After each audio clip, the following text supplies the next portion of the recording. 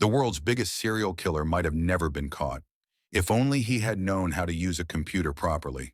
Imagine a man who was not only a serial killer, but also a friend to his victims, a respected member of society, and, above all, a doctor. This is the shocking story of Dr. Harold Shipman, a man who used his clinic not to save lives, but to take them.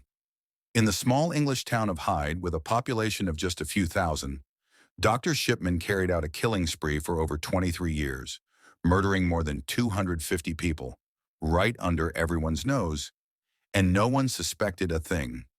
He might have never been caught if he hadn't made one small mistake. Why did he kill? How did he manage to hide it for so long?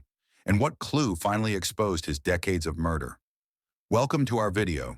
Dr. Harold Shipman usually targeted elderly patients who lived alone, people whose deaths would raise no suspicion. He spent extra time with them, visited their homes, and listened to their problems. He made them feel less lonely and earned their complete trust. Some patients trusted him so much that they even gave him their house keys. Because of his friendly and caring nature, Dr. Shipman became one of the most respected doctors in Hyde. But behind this reputation, he was quietly collecting personal information: who lived alone, how much wealth they had, and when they would be home by themselves. Once he was sure he would give his victims a fatal overdose of morphine or other medication. And because most of his victims were elderly, no one suspected foul play. For years, this continued without anyone realizing. He wasn't even close to being caught until he made a crucial mistake. Dr. Shipman's medical career began in Pontefract, a town about 70 kilometers from Hyde. He worked at a hospital there, but was soon caught illegally prescribing the drug pethidine, a powerful painkiller he had become addicted to. The hospital fired him, and his license was nearly revoked. But after spending some time in rehab, he managed to keep it. In 1977, he moved to Hyde and began working at a new clinic. By 1980, he was practicing as a general physician again, but he hadn't given up his addiction or his secret killings. In 1993, Shipman opened his own clinic in Hyde. His killings then became more frequent.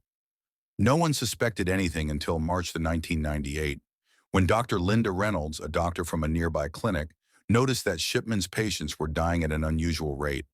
In just 3 months, 16 of his patients had died, while her own, much larger clinic had seen only 14 deaths in the same period. Even more suspicious, all of Shipman's patients were cremated, not buried, which was unusual for the largely Christian community. Dr. Reynolds filed a report to the Manchester coroner, noting that most of Shipman's deceased patients were elderly women who were found dead sitting neatly dressed in their chairs, often with Shipman as the last person to see them alive. Despite the report, the police found no concrete evidence, and the investigation was closed after just 1 month. Shipman continued killing. His last known victim was Kathleen Grundy, an 81-year-old former mayor of Hyde, found dead at home on June 24, 1998. Shipman signed her death certificate himself, listing old age as the cause of death. But Kathleen's daughter, Angela Woodruff, a lawyer, grew suspicious when she discovered a strange will that left her mother's house to Dr. Shipman. At first, it didn't seem too odd. Shipman was close to the family, but Angela noticed something strange. Her mother owned 2 houses, yet the will mentioned only one. It was clear that whoever wrote it didn't know about the second house. Police reopened the investigation. Kathleen Grundy's body was exhumed, and toxicology reports revealed large amounts of diamorphine, a medical form of heroin, in her system.